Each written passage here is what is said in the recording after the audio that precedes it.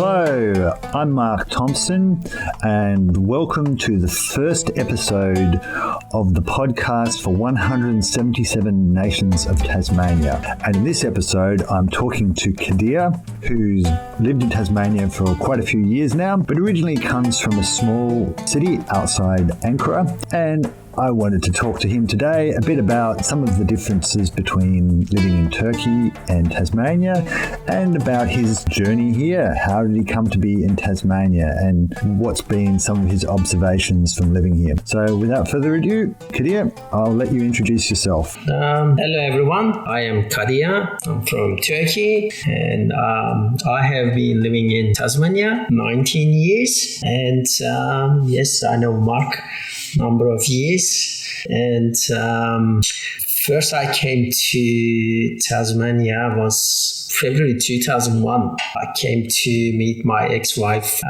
parents and to see whereabouts she lives. We met in England. What we were doing volunteer work, people with learning disabilities, and I came and I quite liked the place. And then went back to Turkey and applied for immigration and came here October 2001, and since then I'm here. I quite liked Hobart, Tasmania, because it reminds me my birth city, which is a close, small scale of city, between Ankara and Cappadocia. I'm sure some Tasmanians traveled around Turkey and they know where the Cappadocia is. All those ferry chimneys. Anyway, why I like Tasmania is a small, and when you're walking in the street, you can run into one of your friends or mates and then just stop and have a talk. And that makes you feel actually good because running into a familiar face. That's how it was when I was growing in Turkey. And also I love the weather here. Nice, cold and fresh, clean. And I lived 6 months in Melbourne, but I didn't like it. And I even miss Hobart while I'm there. Yeah, right. What didn't you like about Melbourne? Everyone in rush. Mm-hmm. After work, you cannot socialize. I was lucky I was living in the city, but majority of my work colleagues, they were living outer suburbs. So even when they finish the work, they have to finish certain times. If they late even a minute, they have to wait next train.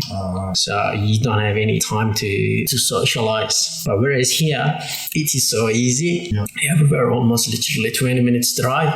So you have more time to socialize and engage with your close circle of friends. Mm-hmm. Yeah. So that's why I love living here. I lived until 17 in my birth city, which is a small-scale city. And back then, it's like if you do something silly at school, before you get home, the news travels. So that's explain, I think, how small it was. And everyone looking after each other. So your neighbors or even your neighbors, relatives, close relatives, they're also in charge of you as well. And I have a large family. We are 5 siblings and I'm the youngest one. Of course, there was lots of pressure, especially from my brother. He's 7 years older than me, and always to be told what to do, and always study, not socializing. But I think focusing on the friendship, that's what we were taught, and always do the best first for yourself, and then the people around you can get the benefit of it. So that's the mom always told us, do whatever you're doing, but do the best, and then we can get the benefit. I studied physiotherapy in Turkey, which I quite like it. And after that, I went to England to learn English. Yep. And then that's my journey started, coming to the here. So did you actually work as a physiotherapist in England? No, I was firstly, I sorted out my English skills first. And then I was in the process of getting a recognition. And then when I met my ex-wife, came here, and then we started everything again in Australia to get recognition, and that wasn't easy. And this system is totally different than in England. Yeah, right. To get the recognition, and it's costing too much actually here. And I didn't get enough support to prepare myself to the exam because in Hobart, we don't have a physiotherapy school. Yeah. So you cannot go to the university library to get the books out, or you can go to the library to read the books. And I guess this was before the internet was really kind of... Yes. And what I did, I found the address of Physiotherapy Association, Tasmanian branch. Anyway, I went there, I introduced myself, I explained what I'm doing here, what I'm going to do, and I need their help. They said they won't let me to use their facility because I'm not a member of physiotherapy board. So what I did, someone suggested me one of the physiotherapists. He just moved from Queensland. Anyway, they set up a couple weeks workplace experience with this physiotherapist out in, I think it was Bridgewater. There was a community rehab center there. Yeah. I went there a couple of weeks, and thanks to this physiotherapist, his name was Paul. He picked me up because back then I wasn't driving. I didn't have the license. Yeah. So we went there, and then he's just helping me to how the system works here. Yeah. I mean, I got the theory knowledge. Yeah. It's just the hospital system and all those paperwork is totally different here. Anyway, I went to the exam. Yeah. That was a written exam, but that was multiple choice questions. And I just passed IELTS. So I got 7. That was the requirement. And the exam, of course, I failed. For the physiotherapy exam? Yes. That was 2 stages of exam. One is the written exam. If you pass that, then you have to find the teaching hospital, which is the Royal Hobart Hospital. So you work with physiotherapists under the supervision, and then when you're ready, you pay another couple grand back then. So then pass the practical exam. And if you pass, you are fully recognized physiotherapist. Yeah. So when I failed the exam, then they said if I want to study, they can give me some recognition, which means I have to move to mainland. Okay. But we didn't because my wife was studying, so one of us has to work. So I did work in the restaurant. That was a Turkish restaurant. It started as a waiting and then with a kitchen hand. Yep. Yeah, I worked almost 4 or 5 years, and then I work in bakeries, and then I enrolled in UTAS, Bachelor of Biotechnology. Okay. Yeah. So a bit of a career change. Yes. Something close to the physiotherapy was the human movement, but that was in Launceston campus. Yep. So you have to travel to the Launceston, or you have to move there, which wasn't viable for us. And then I also started doing massage therapy. Okay. Just a short time. And then also I was doing on-demand interpreter for Centrelink. And then I got full-time job with Centrelink. Now I'm working. Yeah. And I quit university from the 2nd year. The Turkish restaurant was... When I came first as a visitor to Hobart, we went to have a dinner there, and then I met the owner. We just built up a friendship, and then when I migrated, went there, and I said, I'm looking for a job, and the owner said, yeah, let's have a try. Yeah. And yeah, I think... Was he Turkish also? Yes, he was Turkish, and yeah. That seems to be quite a common experience for many new migrants to get into, where they can find someone from their similar background. Yes. Give them the start.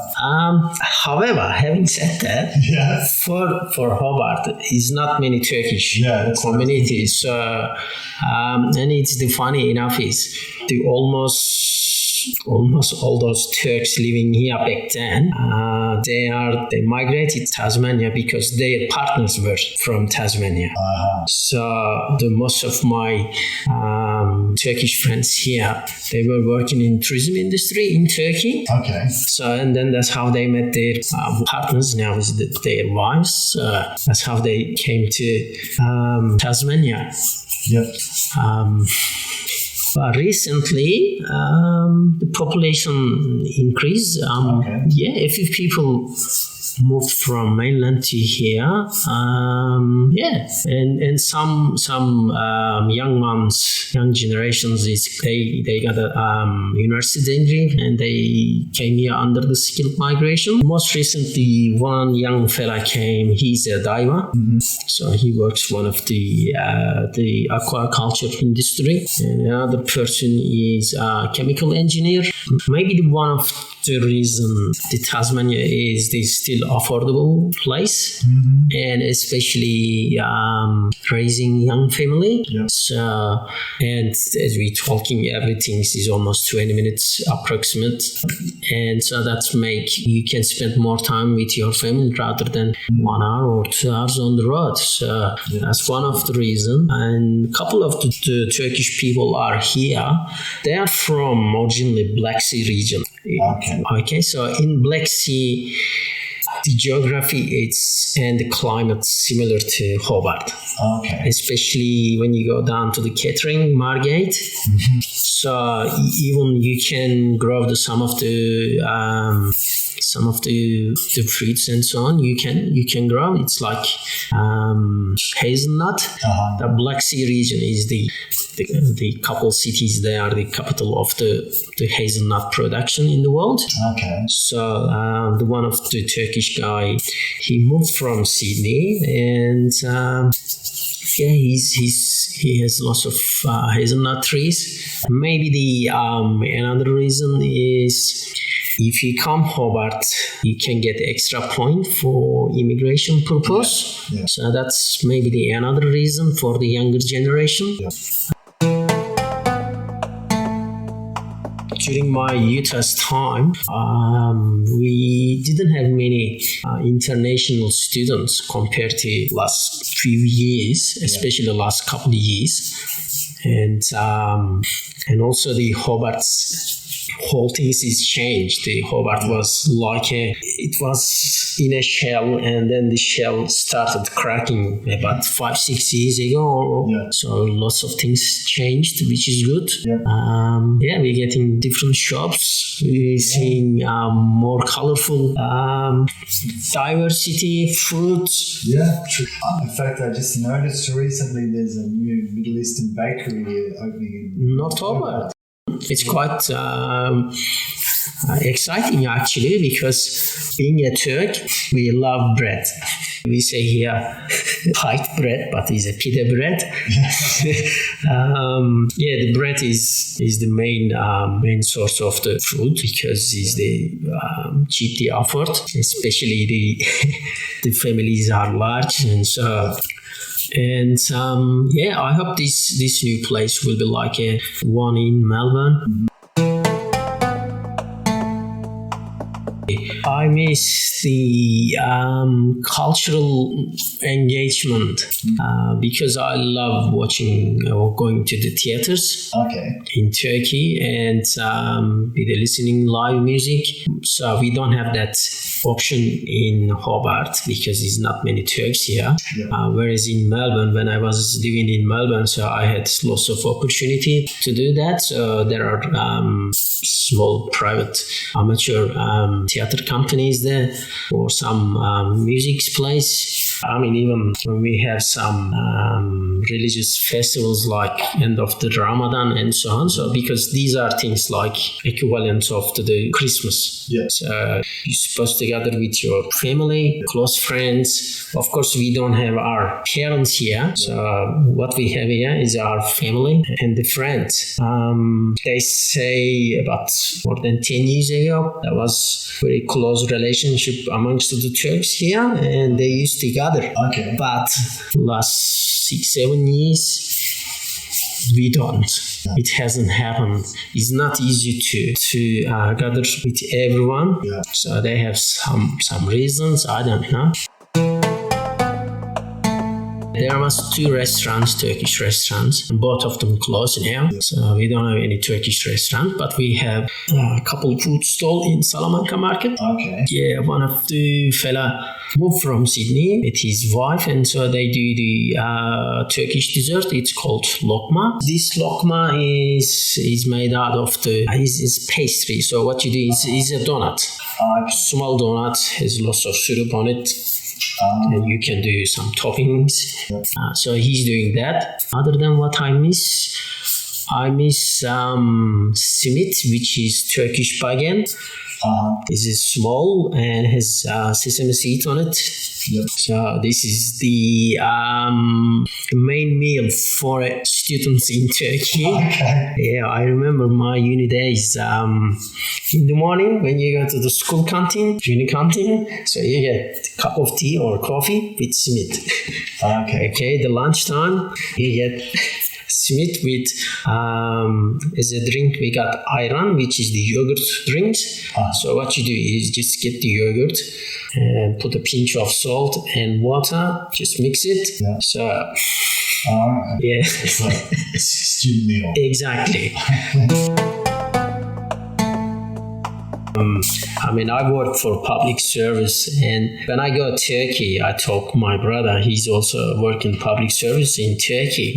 And when I say that's how they design office in Australia, we call a person comes and measures your seats and measures your desk, make sure everything is good. And even you get a up and down automatic desk, and it costs him too much. And in Turkey, my brother just loves. He says even the general manager of the post office, that's where he works, it doesn't have that much luxury. Yeah, they are lucky if they have a good seat.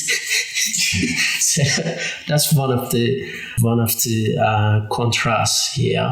And when I was in Turkey, because I said I'm the youngest one in the family, and I have to do all those duties like paying the bills, and you have to go to for example, if you paying water bill, you have to go to the particular place, and you have to queue and waiting. If someone comes in a nice dressing and so on, or if you know someone inside, it's just jump the queue. So I always hated that. Coming here, everyone just follows, so no queue jumping. That's how I like here.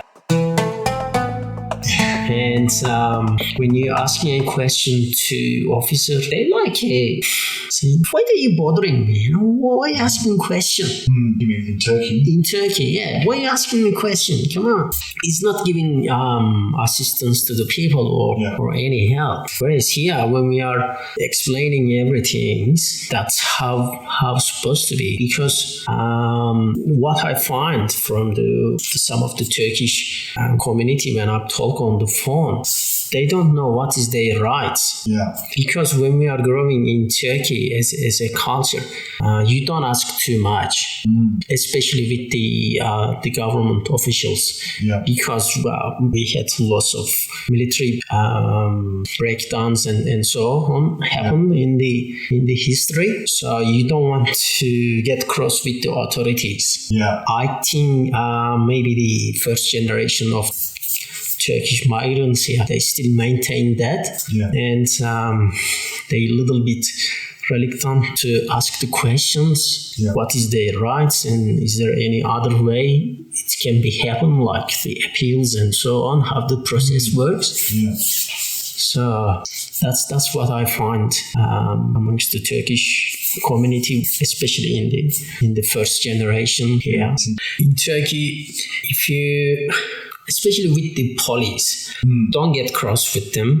I mean, what they do is even just put you in trouble. They can just tear their button from their uniform. Yeah, right. So that says, yeah, you did assaulted me. So you are assaulting public officer. Yeah. Come to the police station.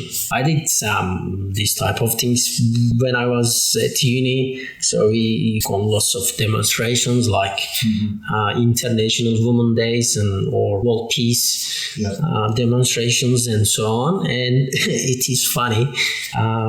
More than demonstrators, there are undercover police officers. That is funny because that is the mentality, just people going there, asking is a better life, better conditions for the everyone. Yeah. So you're just going and you are not vandalizing anything. You're just putting some slogans out there, shouting or singing, and you're scared because everyone's suspecting each other. In Hobart, when you go down to the Salamanca or somewhere north Hobart, you just run into one of the politicians and just say, good day. Yeah. I remember when I was working in the restaurant, Jim Bacon used to come a lot to the restaurants. Premier Jim Bacon? Yeah. You don't remember? Yeah, so that was a good thing, you just sit down and have a talk with him. Yeah, but couldn't do that in Turkey? No, you cannot. Even if you want to go to see a MP in the parliament, well, you have to know someone close to that politician, and I'm sure you have to give lots of gifts and so on. Yeah. Yes, that's one of the huge difference Turkey and Australia. Yeah. When I was growing up, because we are 5 siblings and I'm the youngest one, all my nieces and nephews, they coming, staying with us. So house is like 10 people, and summertime cousins coming from other cities. So it's like it's not easy to find the place to sleep. So let's say, and when I came here, just me and my wife. So that was so quiet.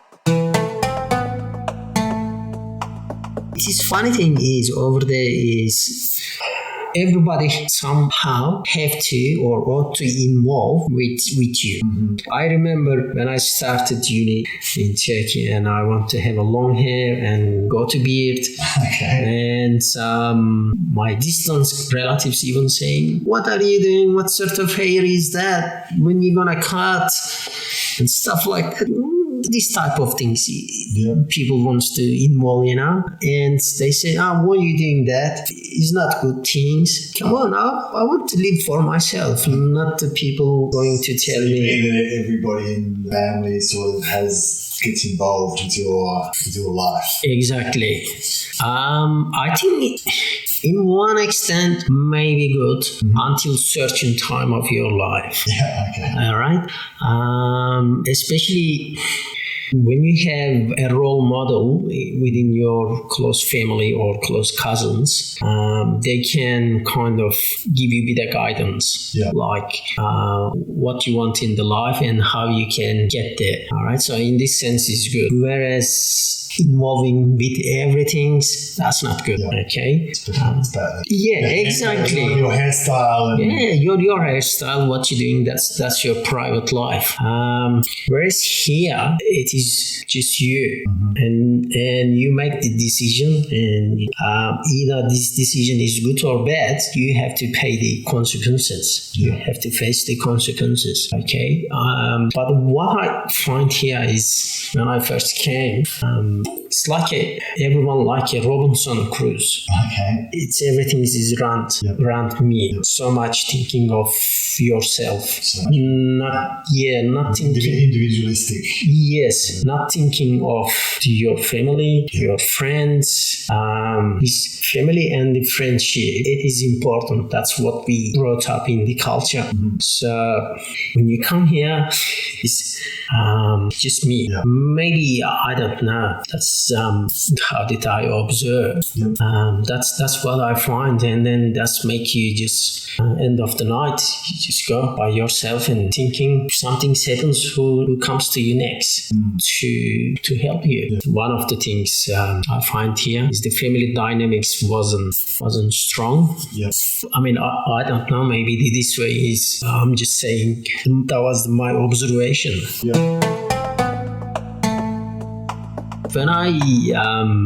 When I introduced my ex-wife to my parents, she wasn't able to speak Turkish. Of course, not many people speak in English. And all they said, if you are happy, we are happy. That's good. Yeah, so that was the attitude.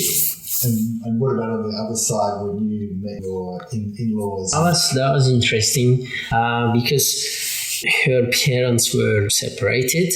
Okay. And when we had a kind of engagement party at her father's house, and he invited all friends, and some of the ladies is just like inspecting me, like open your mouth, looking my teeth. They say, really? Oh yes, so nice teeth. I said, what's going on? Am I a monkey in this circus? Yeah, so that was a bit uncomfortable. Yeah. But I passed.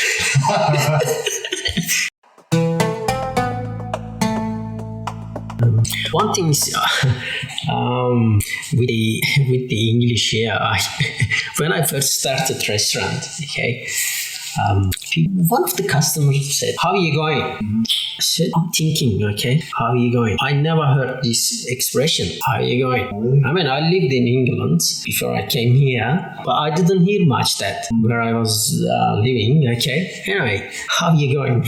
I said, "Where am I? I'm not going anywhere. I just come here last week." And then that guy, he explained what does it mean. Yeah, that was one of the things I remember from the restaurant. But after that, I did find out that all you're just gonna say, "Today, nice day, isn't it?" That's it. That's your conversation. So what about in Turkey? What were the typical? Okay, all right. It's even worse. So boring. Okay, imagine people come to visit your house. The man asks, "Hi, how are you? How is everyone? How is kids? How is school going? How is work going?" Okay, and then wife repeats the same question. So basically, nothing interesting. One thing I think they say when I'm drinking, they say, "Wow, you from Turkey? You are a Muslim? Why are you drinking?" That's one of the things I think they didn't know much about Turkish people and how the religious can be practiced in Turkey compared to the other Middle Eastern countries. That was one of the things. Another things is they don't know about how the Turkish people, once they given an opportunity, they can actually show their skills.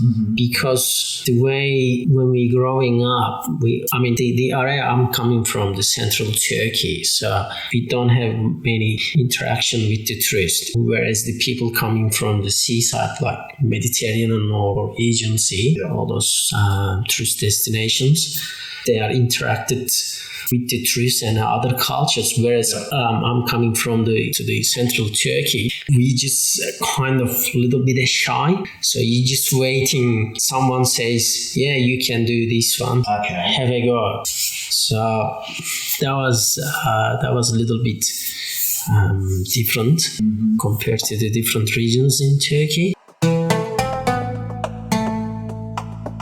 We treat our guest as one of ourselves, so we don't. Even still happens. When the guests come into your house, when they prepare the food and so on, no one touches. Okay. You are not allowed to touch. These are for the guest. Right. And so you have to give your own room to the guest if they're staying overnight and so on. Yeah. And it is interesting. Some of the houses, they have a guest room. So no one allowed to use that room. It stays there. just in case if you have a guest. When you invite someone to Turkey, you eat and then they give you the lots of food you have to take home with you, not like bring your own food. That is the one of the things here. It's like you inviting me, so I'm expecting you providing the food and drink. Of course, I will bring something, being polite, but you cook your own things and then I bring my own meal, stuff like that. No, it's over there is put everything onto the table and share the food. And the host is the one bites. Yes. Yeah. And that's one of the things in Turkey, and here is a bit interesting. And another thing is I find here is a bit strange. When you go out drinking with your mates, okay, people not looking after each other. Really? I find especially in the young ones, because if we are mates, okay, when we going out for a drinks, it's like 4 or 5 of us. First of all, you wouldn't let each other to lose the dignity of having so much drinks. So this type of things not happening here.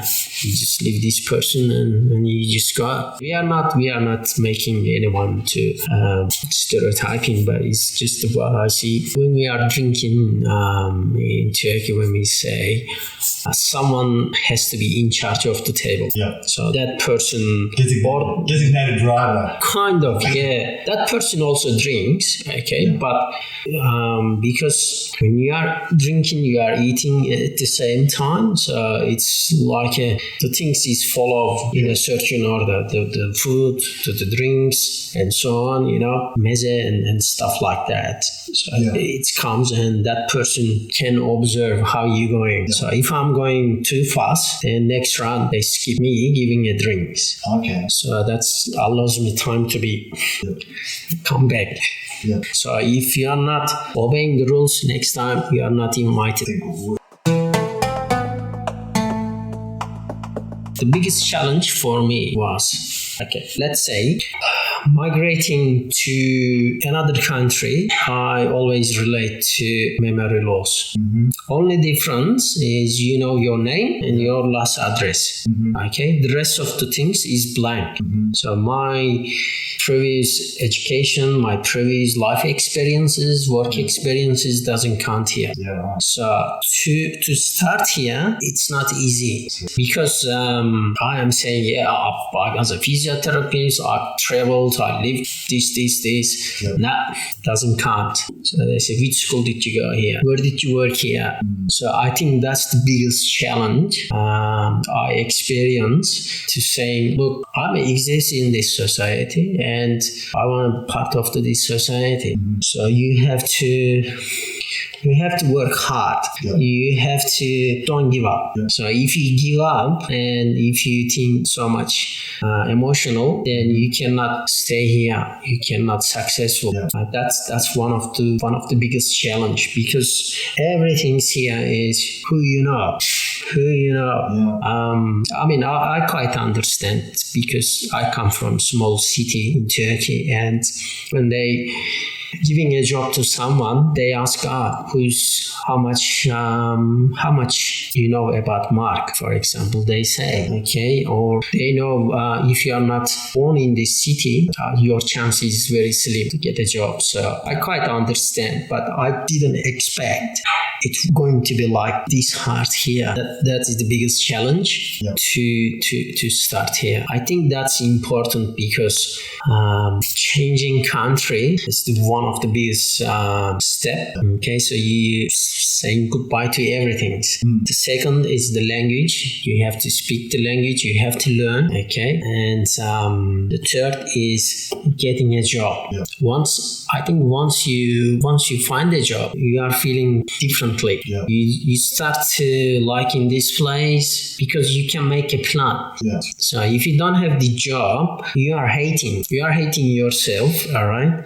And you keep asking yourself, what am I doing here? Why I came? Why am I wasting my time? And then here is a island. So island of the island, if you are thinking so much deep, you will have some mental issues. I don't know what is the Migrant Resource Center these days offering assistance to the newly arrived migrants here. I don't know. It's back then it wasn't that much active. Yeah. So, and also the government authorities, I think so you just pay your immigration fees. Yeah. And so get your ticket and you are here by yourself. Yeah. But I guess don't give up and look to the future. That's a good message to end on, I think. Yeah, thanks, Mark.